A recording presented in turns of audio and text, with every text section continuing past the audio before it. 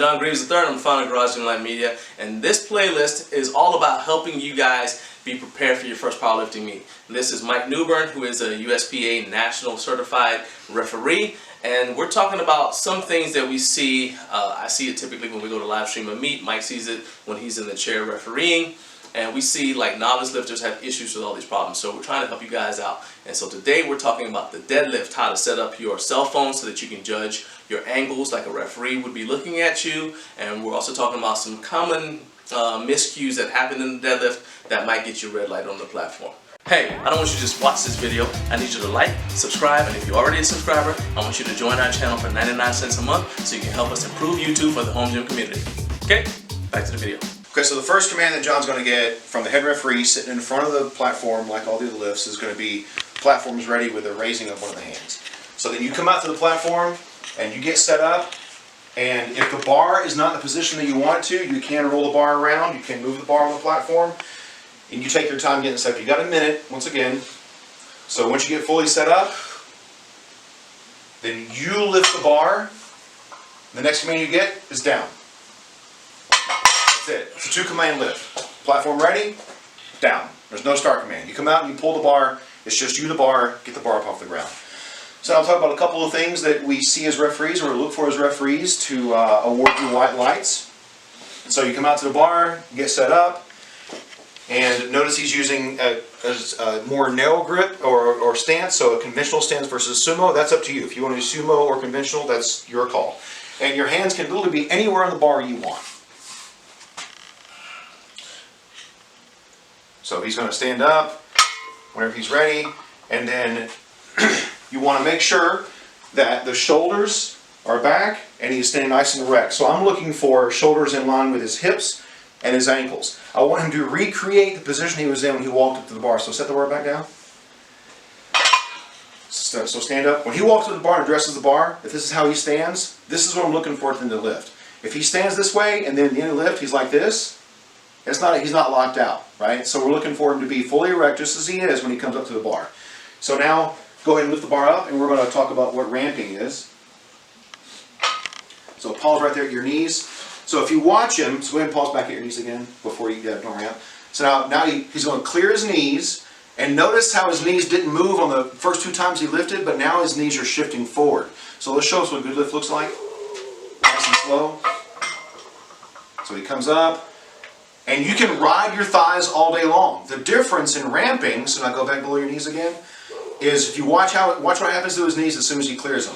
See how he shifts them forward? What he's doing is he's supporting the weight of the bar and the plates on his thighs. That's assisting him in the deadlift, and that's a red light material right there. So go ahead and come up to a fully erect, standing locked out. Now, John doesn't do this because he's just standing erect. But if you're the kind of lifter that when you come to the top, you actually lean back, you can see his knees get a little soft, so he's not locked out, right? So the knees need to be fully locked back. And if you come from the side as well, you'll notice that when he rocks his shoulder blades back, the bar can actually looks like it goes down. In every other lift, or every lift, it has to be constant up motion until you get the down command to complete the lift. In the deadlift, when you bring your shoulders back, sometimes that creates the image, or the bar will actually dip down. That's not cause for a red light. So it's not cause for red light at the top of your deadlift if the bar travels back down subsequent to you rolling your shoulders back, right? And so that's really it. The other big thing that we look for too is having control of the bar. It's just the same thing with sumo? Sure. Yeah. John's going to mix his grip this time. First time he used double overhand. Yeah. So now what he's going to do is he's just going to switch one over. So that's perfectly legal. And notice he's in the sumo position. Sometimes what we'll see from lifters in the sumo is as they grip the bar, they'll bring their feet in. And that's a no-no because now your feet haven't been planted there during the entire lift. So if you're scared you're going to drop the plates on your bar, maybe in your training you start to bring your stance in a little bit. Because if you bring your feet in as you drop the bar down, that'll be red lights. Okay? So John also will demonstrate for us a hook grip. So sometimes you'll see people that'll use a double overhand grip in a really, really heavy weight. And they're actually hooking their thumb back behind. That's also perfectly legal in the deadlift. And he's fully locked out. So we can bring the bar down.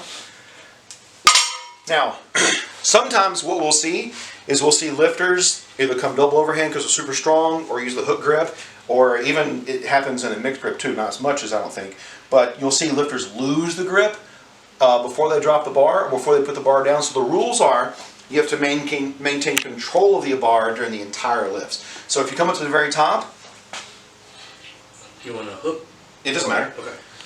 And then either at the top he drops it, like that famous Eddie Hall video, or on the way down he loses control of it. That's also a red light. So you have to maintain control of the bar. The speed can be fast, but you have to maintain control of the bar. And you can't push it down either and like throw it down on the ground. So just even control, but you're not in the library. So don't worry about dropping it too fast. One thing I want to talk about, because I do compete sumo, this is a pitfall and it's typically for sumo lifters. So stand on the side and you'll see what I'm talking about. Actually start over here. So typically when somebody does sumo, their toes are out like that, okay? That's normal. And to correct the problem I'm about to show you, I actually end up having to move my toes in a little bit more. You have to figure out what you need to do in order to fix it. Regardless, the point is you go down, get the bar, and when you come up, even though I feel like I'm all the way up, because my toes are out too far, I actually can't lock out. So like, I feel like I'm at the top, but you see how my butt is still out a little bit? I'm not fully erect, and you see my shoulders are actually in front of the bar. Okay, so if you're able to force it, that's why you see some guys like that. They feel like they're leaning back really far, but they're trying to get their shoulders in line with the bar. So either do that, or just bring your toes in a little bit more, and now I'm able to stand erect. And that's something that you run into with sumo. As I said, you gotta figure out what works for you. I would actually, if that's your situation, find a qualified coach. If you have access to someone who's a referee, get their input, because there's no point in making it all the way through a meet, then getting to that point and then getting red lighted on your deadlifts because you're getting called for not locking your deadlift out all the way at the top. Just like in the other two videos, if you are training at home by yourself or in your garage, or you have a training partner in your gym, and you want to make sure that your lifts are good, and we're going to show you some optimal positions to place your camera to record your lifts so you can judge them for yourself after the fact. So you'll have a referee in the front of the lift, and you'll also have two referees to the side. I like to, when I judge meets or lifts, the deadlift, I like to be in generally this position. And this is a lift I can judge standing up or seated down. But I'm definitely not on the ground for this lift because we're not looking at angles that are that low. You'll see some referees that like to be in this position. I have a better vantage point for the knees back here because the plates aren't necessarily in my way. So what we're looking for is we'll get our camera set up. So go ahead and come into frame, John. And we want to set the camera up so that we can see John's ankles.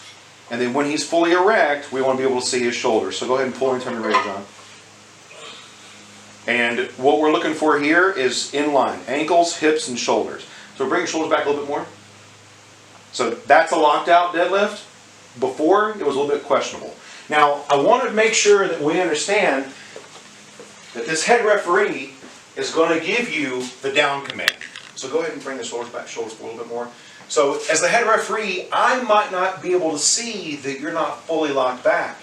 I may give you the down command before the side judges actually see you fully erect.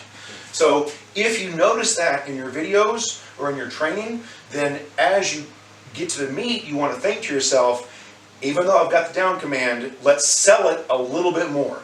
Right? There's nothing in the rules that say you can't lean back. It's not good for you to do that all regularly, but to sell the lift, you might want to think of doing that, right? Because I've seen people get called for the head referee says come down, but the knees weren't locked out, and they'll say, but I thought I was locked out because I got the down command. Well, I can't see as a head ref as well as the side judges can.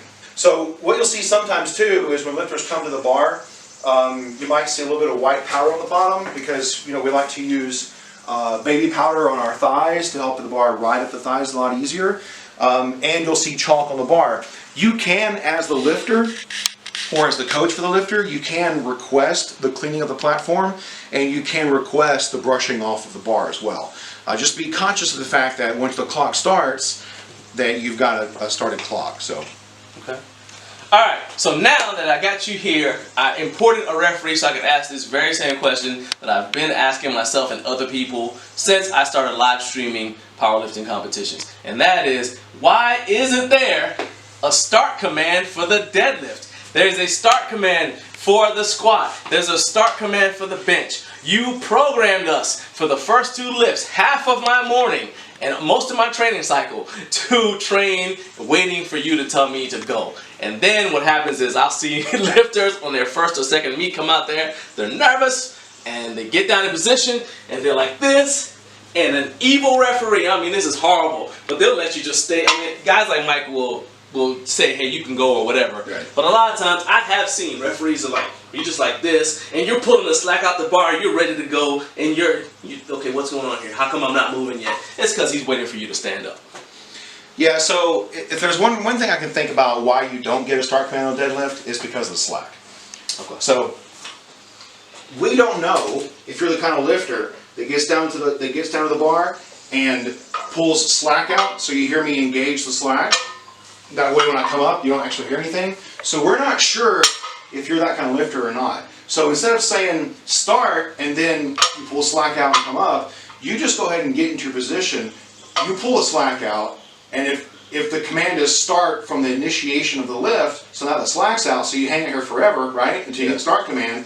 Or you come down here and we say start, and then if you pull the slack out, or if you're like me, you come up to the bar and you've got 400 or 500 pounds on the bar, and you give it a tug to prime your body, then is that the start of your lift? Right. So the reason that I think it's not possibly not there is because we're looking for a bona fide, the rule book calls it out, a bona fide attempt. Okay. So when you come up to the bar and you pull the slack out and you get ready to pull, if you are stuck, you're glued to the floor in this position and you can't move the bar, and you try really hard, and you stand up, well, you just made a bona fide attempt. Yeah. Right? Or if you come up to the bar and you pull the slack out and the bar breaks the ground and you get to about here, that's also a bona fide attempt. So probably the reason we don't have a start command is because we don't know what your setup looks like. We don't know if you're going to pull the slack out, if you're going to tug the bar to prime your body like I do, or if you're going to go up there and just rip the bar up off the ground, right? So that's interesting you said that, because you see some of these guys like on Instagram, like they're trying to motivate themselves. I'll face this way. So you see these guys who are trying to motivate themselves, and they'll go down and they'll get the bar, they'll grab into this like that. Okay, well that was a bona fide attempt, and if you do that on the platform, Right. red light. Yeah. So there you go. Yeah, the difference is when I talked about priming my body. So I'll give the bar a little bit of a tug Yeah. right before I actually start the slack pull to prime myself to do it. But if the plates break the ground, then that's a lift. Awesome. So. Alright guys, I really hope that these tips for the squat, the bench, and now the deadlift have helped you guys out with your meet prep. We've got a lot of other videos here, and also you can reach out to Mike if you've got additional questions that we have not covered. Mike, where can they find you? So on Instagram you can find me at Kilted Lifter, and I'm also Newbern's my last name. I'm pretty easy to find on social media. Awesome. So like I said, we've got an entire powerlifting meet checklist that has all of the things we could think of that would help prepare a brand new lifter for their first meet. And you can find that by going right there.